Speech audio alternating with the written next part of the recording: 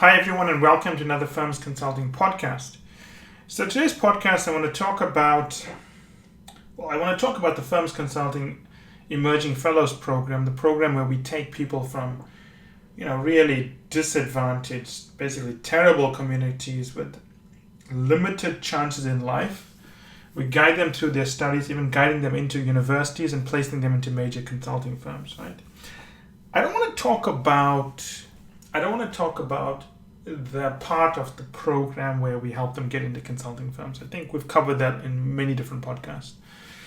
Today I want to talk about values, obligations, and expectations. So if you read the contract that they sign when they join, it's not a big contract, but in there it clearly says that people who join the fellowship program, the expectation is that once a year, they must go back to their communities and get involved in a significant social economic endeavor. We say socio-economic endeavor with the approval of FIRMSconsulting. So I need to approve that, right? That's in the contract. It is in the contract that they have signed. So it's not as if this is a big debate. They have to go home once a year. Now, I want to talk you through a recent event that happened with Sveta, the lady from Sakha province of Siberia, right? For those of you who don't know, this lady never had left her village pretty much her entire life. When she contacted me, she wanted help to join a mining company because she had read something I wrote about the mining industry in Russia. She wanted to earn about $200 a month. I started speaking to her. I convinced her to aim higher. Finish high school well. She got into a good university in Moscow, transferred to a great university in Paris, and then eventually got into McKinsey. She will join McKinsey full time when she graduates. So, we had a discussion recently where we were planning the kind of things she's going to do come the winter vacations, which are not that far away, right? It's October, and the winter vacations are just a few weeks away. So when I run these discussions, I don't really worry about the agenda because I'm expecting the candidate, or in this case, the client's going to drive the bulk of it. So, Sveta is talking about what she's going to do and I'm listening. I'm paying attention, but I'm not really paying attention because I don't expect any surprise. And then halfway through the call, I realized, hey, hold on a second. What do you mean you're going to be doing your winter break in Paris, helping out with some, community dealing with the integration of refugees from some country? I mean, is that what you want to do? And she said, well, yeah, I want to do something different and I know I need to go back to Russia, but I've lived in Russia my whole life. I want to do something different. So, and I'm still helping out with communities. I'm going to help teach these refugees who've come in. I've got no problem with refugees. My ancestors were refugees one day. I fully support these things. FIRMSconsulting is 100% supportive of these causes. But that's not why we give out the Emerging Fellows Program. The Emerging Fellows Program is a program where we specifically target certain communities whom we think lack role models. We go into that community, scoop up someone we think could be a great role model, make them work very closely with myself or another partner, groom them and train them, and then send them back into that community so that they can serve as role models for others. It's a cycle, right? It's the circle of life. You can't break the circle and expect the conveyor belt of progress to continue. It's not going to continue. If Sveta doesn't go back to a village, what happens to other people that have dreams but don't know it's possible? So we had a long debate about this, right? Now, when we have this debate, I never remind clients about the contract. When there's a contract, I don't tell clients. I don't say, hey, you signed a contract that you will do this. Because the reality is the client knows that. If the client doesn't want to do something, me reminding them about the contract is not going to force them to do it. It's not like I'm going to enforce it by calling the French gendarmerie and saying, well, Sveta broke a clause. I'm not going to do that. That's not the way we operate. We have a far bigger stick we can use if we want to, which I'll discuss in a few minutes, right? So, we had this debate, right, about why she wants to work in Paris. And the bottom line for me is that two problems that is. One, what you're doing is not important. Helping refugees learn and speak English is very important to them. But given the skills you have and the potential you have, it's a waste of your skills. So get someone else to do the refugee work, but you can do more. She had this long debate. Eventually she agreed with me it's a waste of her time. And then she tells me, well, the reason I don't want to go back to the Saka province, besides the terrible winter, is that she has a boyfriend in Paris and now she wants to spend time with him. And I'm thinking to myself, oh my God, we just spent the better part of the black hair I still had on my head trying to bring you into the Western world and give you a future, and you are now passing up career choices to please some guy. I mean, honestly, is that what you want to be doing so early in your career? And obviously I cannot tell her this, right? But I'm thinking this. And I'm trying to get her to see it my way without saying it, because I don't want to get involved in a personal dispute. But basically, it comes down to the fact where I said, look, you can't make decisions this way because you have to think about the long-term implications. You still have to develop yourself. You still need exposure to these skills. So I had to position it that way. Not as, any guy that makes you change your career just to suit him is probably not worth it. You obviously can't say that, right? Without thinking it.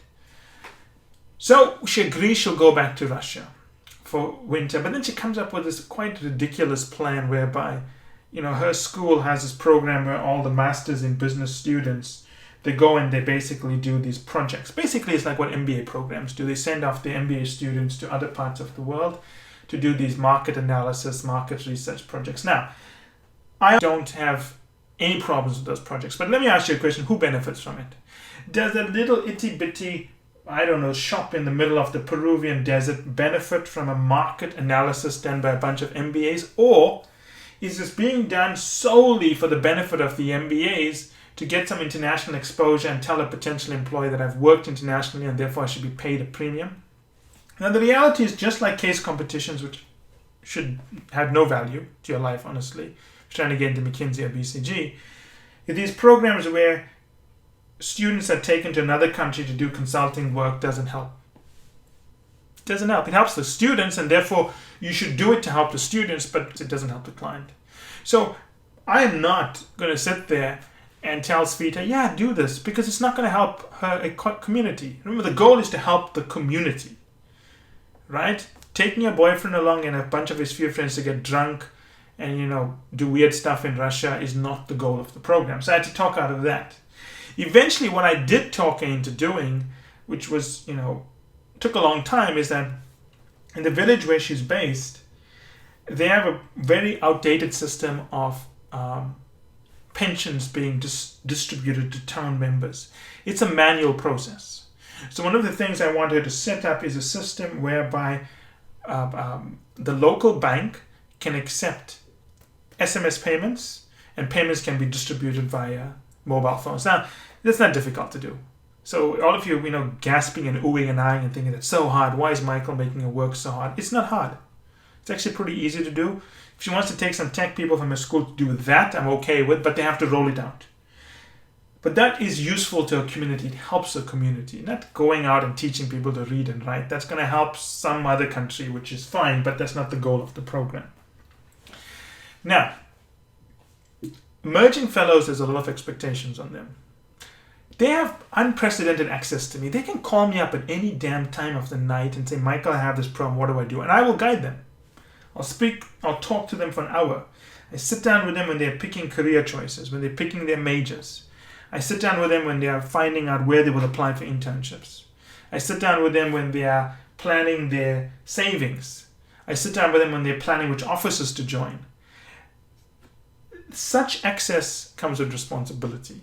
And the responsibility is that you need to honor the program's initial goals. Now, am I upset with Sveta? No. I mean, she's young.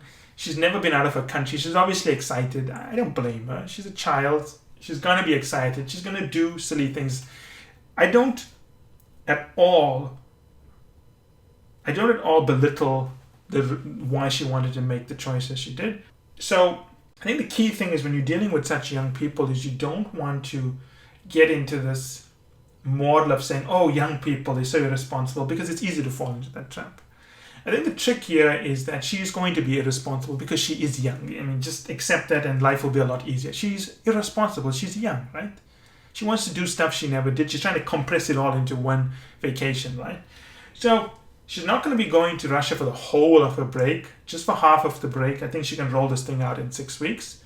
or something like that. I don't know how long her break is. And then she'll come back and do whatever she wants, right?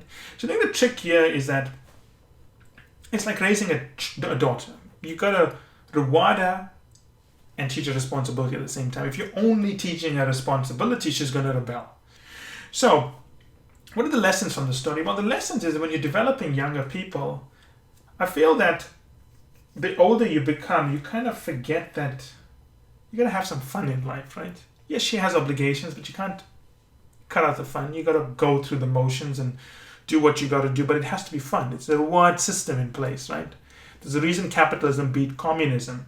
You work harder when you are incentivized. So incentive is roll this out, then do whatever you want.